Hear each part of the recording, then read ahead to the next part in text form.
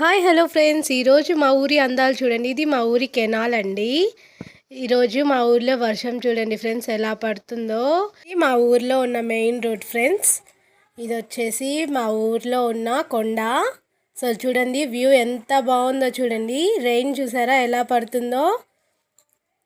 2 days నుంచి ఇది వచ్చేసి మా ఊర్లో ఉన్న కెనాల్ అండి. చూసారు కదా, ఇది మా ఊరి కొండ అండి. దీని మీద సాక్షాత్తు వెలిసిన రామలింగేశ్వర స్వామి ఉంటారండి.